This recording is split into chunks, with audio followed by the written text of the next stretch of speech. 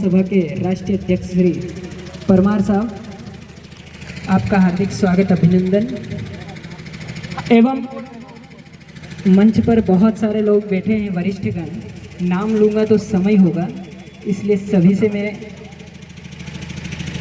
और गांव से दूर अंचल से मेरे जनजाति भाई बंधु, माताएं बहनें, युवा बाल बच्चे सभी यहाँ पर उपस्थित आए।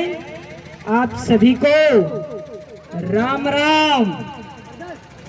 क्योंकि हमारी शुरुआत ही राम से होती है तो हमारा अभिवादन ही राम राम है।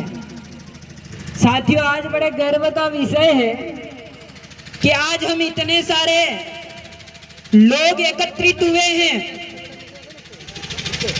और हमारे मन में इतना उत्साह है कि आज हम जनजाति गौरव दिवस मना रहे हैं। और ये केवल पीपल झोपा में नहीं बल्कि पूरे देश के कोने कोने में भगवान बिरसा मुंडा जयंती के शुभ अवसर पर जनजाति गौरव दिवस मनाया जा रहा है।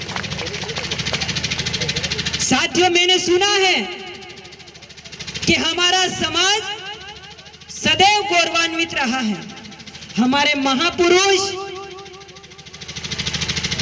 हमेशा उनका इतिहास गौरवशाली रहा है और उसी गौरवान्वित के साथ आज हम इस गौरवपूर्ण बिरसा जयंती को धूमधाम से मना रहे हैं।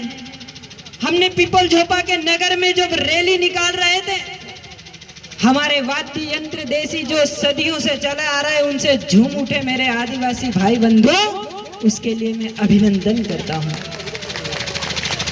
भाइयों, में समय का अभाव है, इसके बाद भी मैं मेरी बात को कम शब्दों में रखने का प्रयास करूंगा, क्योंकि आज हमको हमारे मुख्य अतिथि भाई साहब को सुनना है। लेकिन इससे पहले मैं कुछ मुद्दे बता देता हूं कि हमारे समाज में कई ऐसे लोग आए हैं जो सनातन धर्म के खिलाफ षड्यंत्र करके जातिवाद और समाजवाद में अलगाव पैदा करके हम समाज को तोड़ने का षड्यंत्र कर रहे हैं। ऐसी देश विरोधी गतिविधियां आज अपने गांव में फलिए तक पहुंच चुकी है और उसके जागरण के लिए आज हम संगठित हुए हैं। सब सम्मिलित होकर गौरवपूर्ण अपना अतीत इतिहास को याद कर रहे हैं और इस इतिहास को बनाए रखने के लिए हिंदू युवा जनजाति संगठन के प्रत्येक कार्यकर्ता की जो मेहनत है, वो मेहनत आज ये इस प्रकार समाज को संगठित करने का काम कर रही है। मेरे भाइयों, मैं बताना चाहूंगा कि हमारे आदिवासी समाज में कई लोग धर्मांतरण की बात करते हैं। कई लोग कहते हैं आदिवासी हिंदू नहीं है। कई लोग कहते हैं कि हमारी जाति अलग है। कई लोग कहते हैं कि हमारा समाज ही अलग है। साथियों, मैं बताना चाहता हूं, जिसकी जन्म जयंती मना रहे हैं उसके गुरु ही आनंद पांडे थे। हमारे वीर क्रांतिकारी जिन्होंने यहाँ पर इस भारत भूमि के लिए युद्ध किया है, चाहे वो मुगल काल हो, चाहे वो अंग्रेजी काल हो, लेकिन हमारे क्रांतिकारी महापुरुषों ने सर्व समाज ने मिलकर लड़ाइयां लड़ी है। आज कुछ लोगों ने ठेके ले लिए हैं, कुछ लोगों ने अपने अपने समाज के ठेके माथे तोड़ के चल रहे हैं और अपनी राजनीति रोटियां सेकने के लिए दाल गलाने में लगे हुए हैं। मुझे पूरी अपेक्षा है, पूरा विश्वास है कि ऐसे दलालों को मुंह तोड़ जवाब देकर वापस भगाने का काम आप जैसे मेरे आदिवासी भाई करें। मुझे रानी दुर्गावती का इतिहास याद आता है तो मुझे माताएं याद आती हैं। मैं माताओं बहनों से आग्रह करूंगा कि रानी लक्ष्मीबाई और रानी दुर्गावती बनकर रणचंडी बनना पड़ेगा और धर्म विरोधी और देश विरोधी और समाज को तोड़ने वाली गतिविधियों के खिलाफ हमको लड़ना पड़ेगा। आजकल हमारे समाज को परगलाकर कई लोग कहते हैं कि आदिवासी हिंदू नहीं है, और ये वही लोग आदिवासी हिंदू नहीं है कह रहे हैं जिनको 12 महीने के सनातन नाम ही नहीं मालूम है। मैं उनसे पूछना चाहता हूं, आपने किस एंगल से आदिवासी हिंदू नहीं का सर्टिफिकेट बांटना शुरू कर दिया? मैं इस मंच से चुनौती देता हूं, जिसको आदिवासी हिंदू नहीं है वो मेरे पास आए और गांव-गांव में मैं बूढ़ा देव और बाबा देव पर और वीर बली हनुमान जी के मंदिर पर ले जाऊंगा।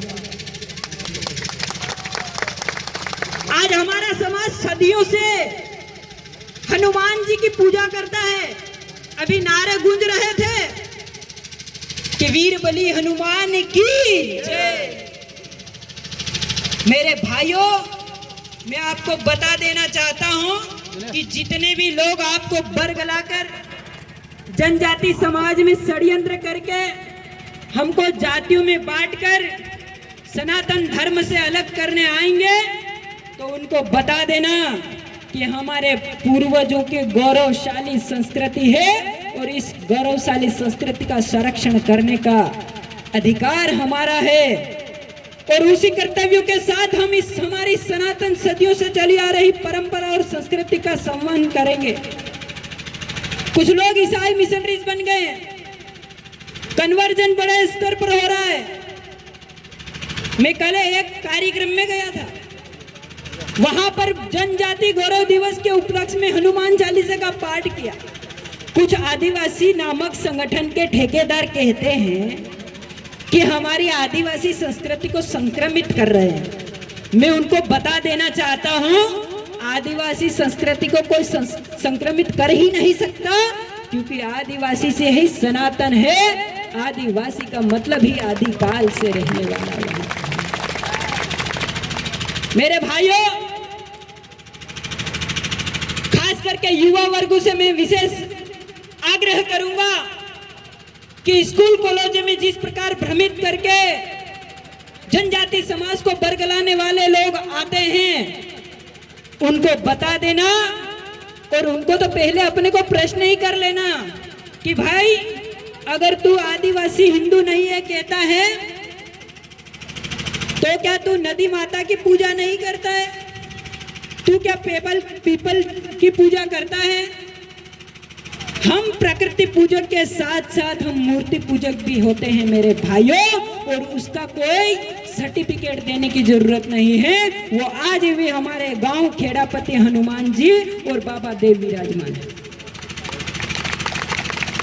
इसलिए मैं बता देना चाहता हूं, आज हम जिस गौरवशाली, जिस हमारे क्रांतिकारी भगवान बिरसा मुंडा का जन्म जयंती मना रहे हैं, उसके जन्म परिचय पर मैं थोड़ा प्रकाश डालूंगा। मेरे भाइयों, 25 साल की उम्र में उन्होंने बलिदान दे दिया। बलिदान केवल मुंडा समाज के लिए नहीं दिया, बलिदान केवल एक विशेष जाति के लिए नहीं दिया।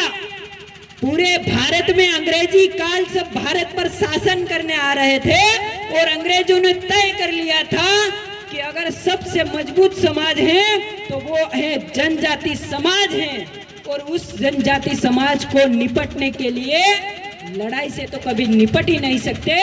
इसलिए विचारधाराओं से निपटने के लिए इन्होंने धर्मांतरण का जाल बिछाया। मेरे भाइयों,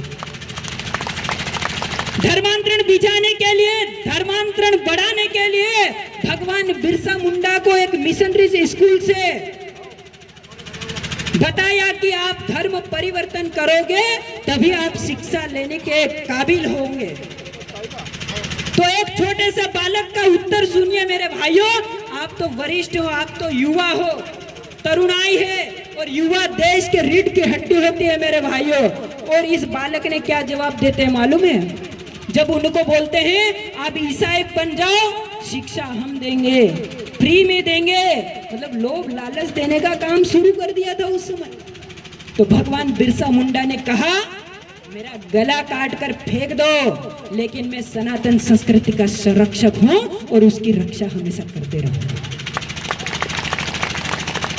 कुछ लोग हमको जातिवाद में बांट दिया, हमको बता दिया आप इस जाति के हैं, आप उस नगरवासी हैं, आप उस ग्रामीण क्षेत्र के हैं। मैं उनसे पूछना चाहता हूं कि पंडित चंद्रशेखर आजाद और टंटिया मामा भील, बिरसा मुंडा, ये अंग्रेजों काल में कैसे पंडित और सब मिलकर लड़ रहे हैं, पंजाबी भगत सिंह, तो सारा समाज ने मिलकर एक समाज और राष्ट्र के लिए लड़ाई लड़ी है मेरे भाइयों। और मुगल काल हुआ था तो मुगल काल के समय भी महाराणा प्रताप के साथ राणा पुंजा भील ने घास की रोटी खाते हुए संघर्ष किया है और इस संघर्ष के पलों को आप भुला नहीं सकते, उस संघर्ष को आप कभी मिटा नहीं सकते। मेरे भाइयों, मैं आपसे यहीं से आग्रह करूंगा कि हमारे क्रांति सूर्य भगवान बिरसा मुंडा, राणा पुंजा भील, महारानी रानी दुर्गावती, महारानी रानी लक्ष्मीबाई, इन महापुरुषों को गौरवान्वित करते हुए उनके पद चिन्हों पर चलकर इस देश की राष्ट्र की एकता और अखंडता के लिए लग जाइए और सनातन संस्कृति की रक्षा के लिए शुरू हो जाइए।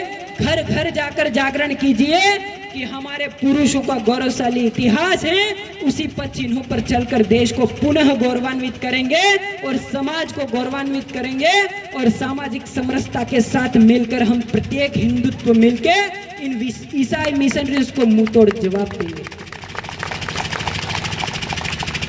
मैं मेरी वाणी को यही विराम दूंगा, लेकिन हम संकल्प लेके जाएंगे कि भगवान बिरसा मुंडा के जो ध्येय था, जो संकल्प था, उस संकल्प को साकार करने के लिए आज संकल्प ले के जाएंगे कि मैं हर घर में बिरसा मुंडा भगवान जैसा बच्चा पैदा करूंगा, लड़का बनाऊंगा, ऐसा संकल्प लेंगे और दो हाथ के कस कर मुट्ठी बांधेंगे और संकल्प लेंगे। संकल्प में यही होगा कि हमारे घर में जन्मा प्रत्येक मेरा बालक, मेरा लड़का क्रांतिकारी हो, बिरसा मुंडा हो, राणा पुंजा भील बने, ऐसा संकल्प लेके गांव-गांव जाइए, उसके लिए दो हाथ के कसकर मुट्ठी बांधिए और साक्षात मां भारती की जय करेंगे। कसकर मुट्ठी बांधिए और जोर से जय घोष कीजिए, बोलेंगे भारत माता की, बोलेंगे भारत माता की, भारत माता की, बिरसा भगवान की, टंटिया मामा की, रानी काजल माता की, हर हर महादेव, जय श्री राम। धन्यवाद। मैं मेरी वाणी को यही बहुत बहुत धन्यवाद भाई साहब।